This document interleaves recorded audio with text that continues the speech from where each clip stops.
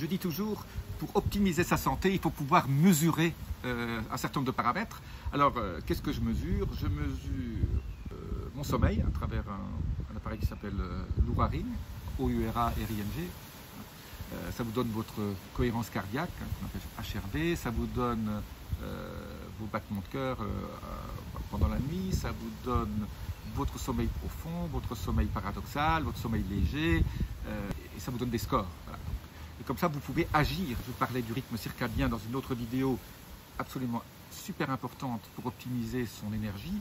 Et bien, donc, il faut pouvoir mesurer. Donc, on mesure avec ça. La deuxième chose qu'il faut mesurer, c'est de temps en temps, c'est mesurer sa tension, voir si on a une tension optimale. Ça, vous pouvez le faire chez vous, avec un tensiomètre. Ça coûte 20 euros. Vous appuyez sur un petit bouton et vous avez vos tensions. Il faut le mesurer 3 fois pour ne pas être excité. Il faut faire ça quand on est relaxé et surtout pas après le sport. La troisième chose qu'on peut mesurer chez soi à la maison, que maintenant je commence à faire, et j'en ai parlé dans d'autres vidéos, c'est mesurer son taux de glucose. Et vous avez une app, je parle de ça dans une autre vidéo qui ressemble à ça, et vous pouvez voir votre taux de glucose.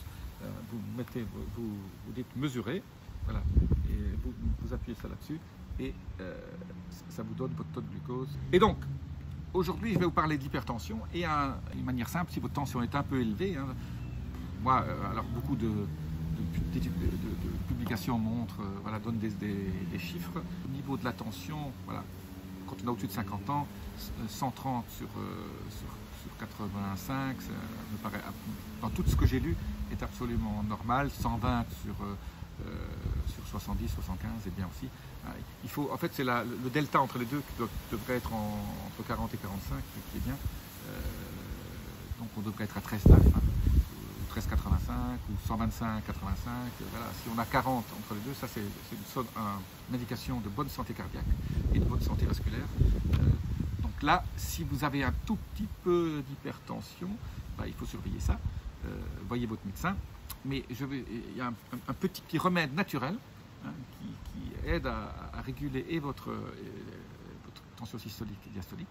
Eh bien, c'est le thé d'hibiscus. Le thé d'hibiscus a montré dans les études qu'il aidait en fait, c'est un ACE inhibiteur, c'est un inhibiteur de l'ACE.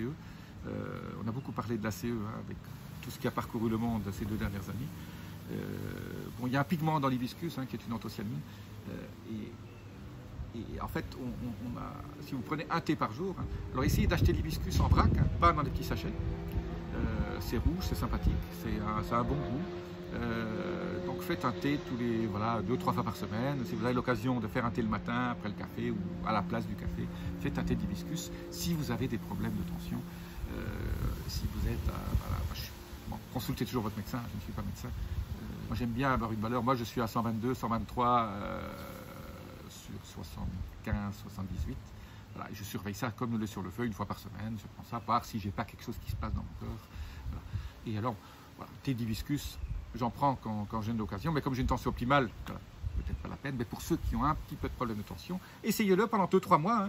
Et voyez si, en plus, si vous prenez des médicaments, continuez à les prendre, mais vous voyez peut-être que ça aide à faire diminuer cette tension à la place des médicaments qui ont quelques effets secondaires, comme vous le savez.